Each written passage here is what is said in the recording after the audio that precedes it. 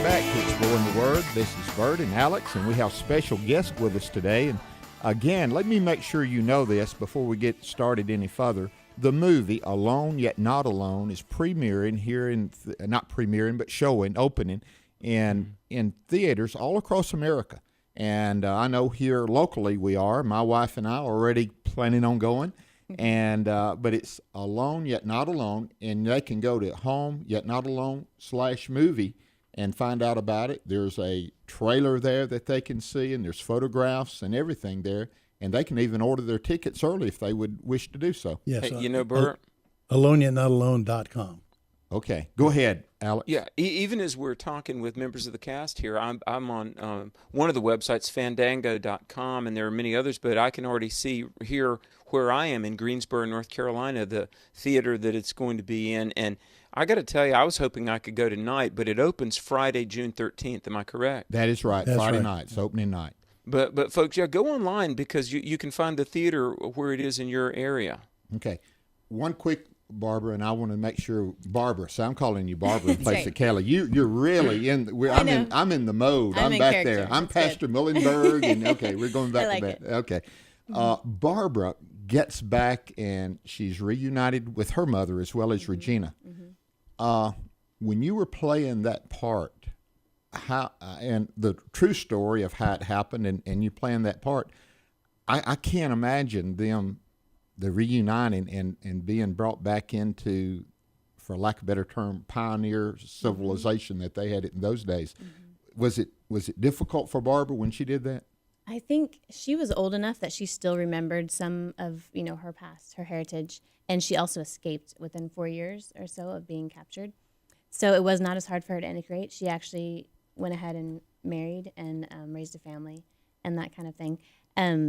But I think something that's so then Regina was 10 years she was there, and that's why she had forgotten her native tongue and all of okay. that.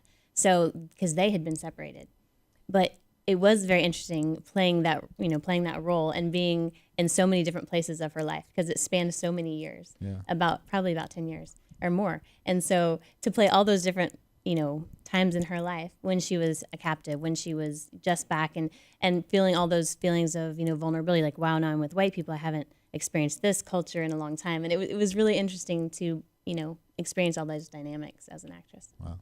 One more question, and Alex, you can take it away. I want to go, Dr.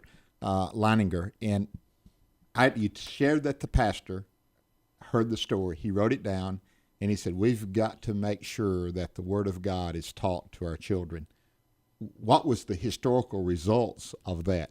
Well, actually, there was a revival of child evangelism, not really a revival because they hadn't really stressed it in the past. So a rebirth, I guess, or a birth of child evangelism, and they did really for the first time make a point. There were no Sunday schools or children's programs back then, so that was a new concept really. So it was brought forth and done.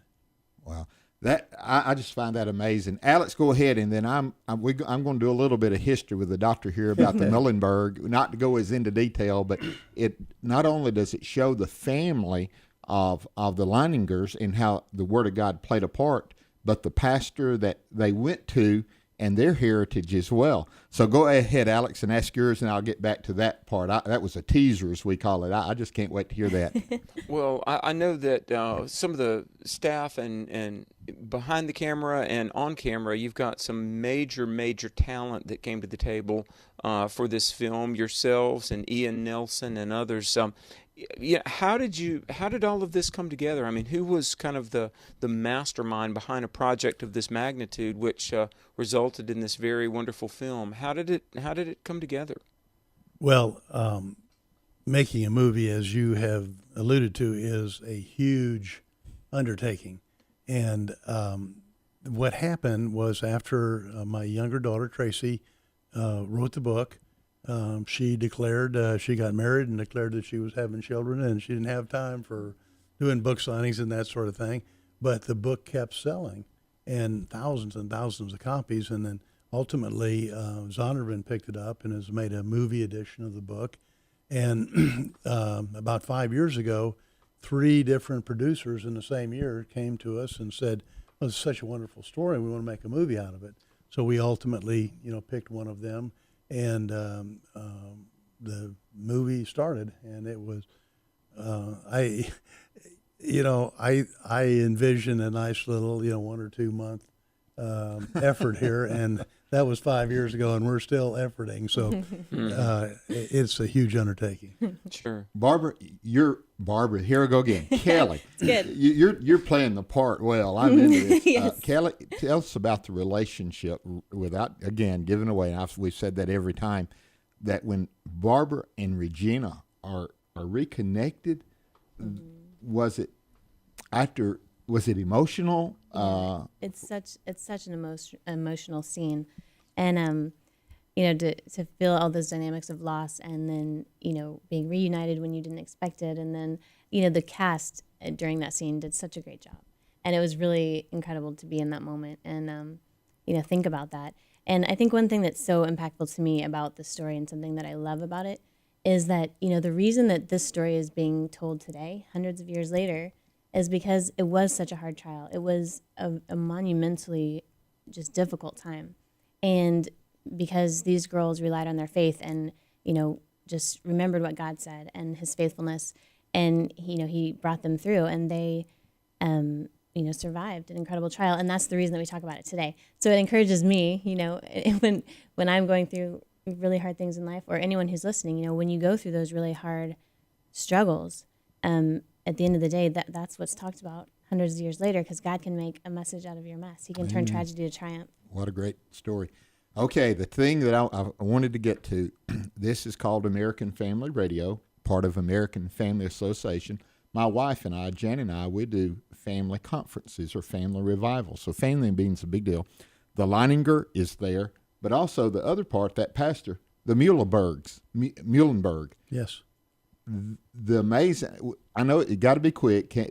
History lesson doesn't do really good over the radio, but that was amazing too. When you told me about Pastor, I went to my office and I brought a picture out of Peter Muhlenberg, and you started saying, yes, it was a family affair. Was there 3 or 4? I mean, it sounded like they were everywhere in that day. Yes, I would say there was no family of pastors that had more to do with the success of George Washington and the American Revolution than the Muhlenberg family.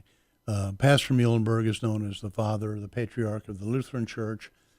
He had 3 sons that were prominent in the American Revolution, the most famous of which that you alluded to, John Peter Gabriel Muhlenberg, was the black robe pastor who gave the fiery sermon, threw off his black robes and had a military uniform on, and signed up the 8th Virginia Regiment. Right there in that church. The church. Yes. Has a very famous story. Statues in the White House and the whole deal, or in the Congress rather. But he also had another son who was a pastor, Augustus Muhlenberg, in New York, and he didn't think pastors should get involved in military action until the British came to New York, and they shelled the city of New York from the ships and hit his church, which caught on fire.